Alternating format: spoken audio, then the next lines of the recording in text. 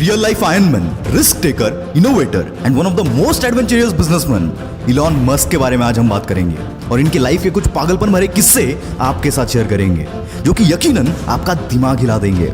बस आखिरी लाइन तक सुनना, एक भी सेकंड आपका वेस्ट नहीं जाएगा। So let's start with the journey of world famous business personality Elon Musk. किसी भी नॉर्मल इंसान को कंप्यूटर प्रोग्रामिंग सीखने के लिए 6 महीने लगते हैं, पर इस बंदे में बचपन से ही कुछ खास बात थी।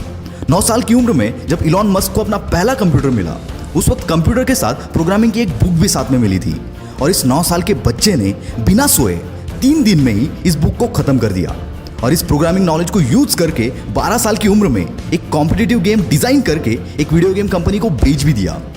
ऐसी कुछ अजीबोगरीब किस्सों से भरा है इलॉन मस्क का बचपन। कहते हैं इलॉन मस्क के पास फोटोग्राफिक मेमोरी है, यानी कि जो भी चीज वो एक बार देख ले उन्हें याद हो जाती है। ये बात तो आपने सुनी होगी कि इलॉन को स्कूल में काफी बुली किया जाता था, जिसकी वजह से इनका कोई दोस्त नहीं था और इसीलिए ये बंदा अपना ज्यादातर वक्त किताबें पढ़ने में गुजार देता था। इलॉन के भाई बताते हैं कि इलॉन 7-8 साल की उम्र से दिन के 15-15 घंटे पढ़ते थे। अभी आपको थोड़ा फनी लगेगा, पर ये एक्चुअल किस्सा है। बचपन में किसी से भी बात करते करते ये बंदा अपनी सोच में गुम हो जाता था। इसकी वजह से शुरुआत में इनके पेरेंट्स को लगा कि इलॉन ठीक से सुन नहीं पा रहे और इसीलिए इनके कान का ऑपरेशन भी करवाया गया, पर ऑपरेशन के बाद भी कुछ फर्क नहीं पड़ा। और फिर उनको पता चला कि इनका फोकस लेवल इतना ज़्यादा है कि अगर ये कुछ सोच रहे होते हैं तो उन्हें आसपास की आवाज़ें तक सुनाई नहीं देती। वैसे तो इलॉन बचपन से ही इनोवेटिव होने के साथ साथ बिजनेस माइंडेड भी थे, वरना कौन सा 12 साल का बच्चा खुद का प्रोडक्ट बनाकर कंपनीज को बेचने की सोचता है। 17 साल की उम्र में इलॉन पेंसिल्वेनिया यूनिवर्सिटी में एडमिशन लेकर कनाडा शिफ्ट हो गए और वहाँ उनके कुछ दोस्त भी बने। उनके क्लासमेट्स को वाइल्ड पार्टीज का बहुत शौक था, पर एज रेस्ट्रिक्शन के चलते वो पार्टीज को अटेंड नहीं कर पाते थे। इस पर इलॉन और उनके फ्रेंड ने मिलकर एक जुगाड़ लगाया। उन्होंने एक ऐसा घर रेंट पर कर लिया जहां पर वो वाइल्ड पार्टीज अरेंज कर सकते थे और पार्टी में पर पर्सन $5 की एंट्री फीस चार्ज करते थे। इससे इनकी पॉकेट मनी और रेंट दोनों निकल जाता था। कॉलेज खत्म होने के बाद 1994 में अपने भाई के साथ मिलकर इलॉन मस्क ने अपना पहला स्टार्टअप Zip2 लॉन्च कर दिया।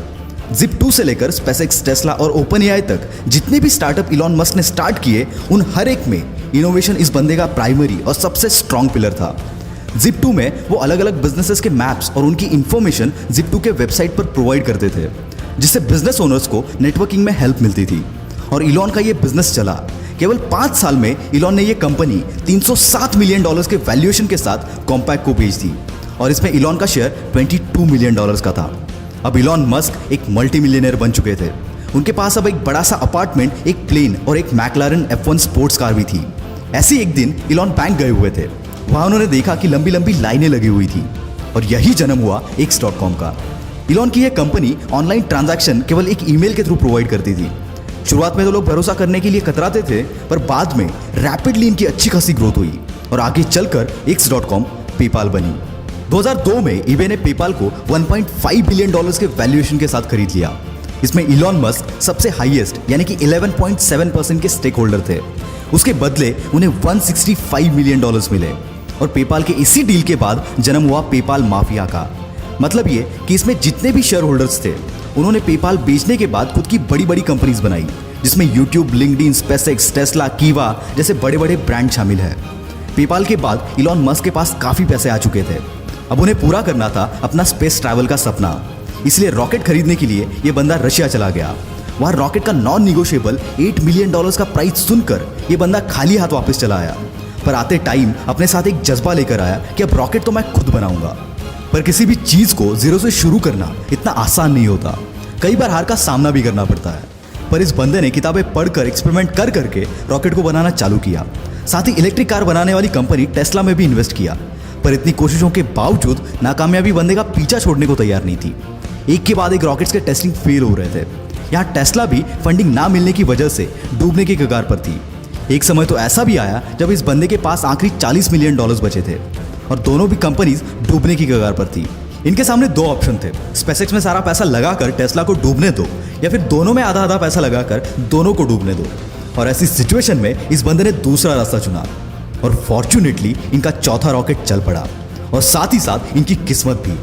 SpaceX की कामयाबी देखकर नासा ने इनको $1.5 बिलियन का कॉन्ट्रैक्ट दिया, जिसने इनकी डूबती नैया पार करा दी।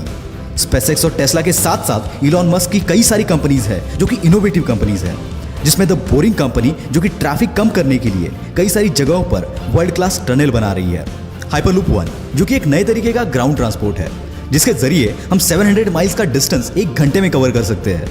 न्यूरालिंक जो कि एक अपाहिज इंसानों के लिए ब्रेन मशीन तैयार कर रही है, इसके चलते वो नॉर्मल इंसानों जैसे सारी चीजें कर पाएंगे। ओपन एआई ये कंपनी आर्टिफिशियल इंटेलिजेंस पर रिसर्च कर रही है। साथ ही इलॉन मस्क स्टारलिंक नाम के एक प्रोजेक्ट पर काम कर रहे हैं, जिसके चलते वो 12,000 सैटेलाइट स्पेस में भेजेंगे, जो कि अर्थ की ऑर्बिट में एक स्टार जैसी चेन बनाएंगे। और इसी स्टारलिंक के जरिए पूरी दुनिया में हर जगह इंटरनेट प्रोवाइड किया जाएगा। दोस्तों, जहां पर किसी भी नॉर्मल बंदे की सोच खत्म हो जाती है, वहां इस बंदे की सोच शुरू होती है। और यही बात इन्हें इलॉन मस्क से द इलॉन मस्क बनाती है। दोस्तों, बिग शॉट की अगली स्टोरी आप किस पर देखना चाहते हो, कमेंट में जरूर बताना। वीडियो में दम हो तो सब्सक्राइब करो और वीडियो को फैला दो यार। This is will power star signing off for the day. Bye bye.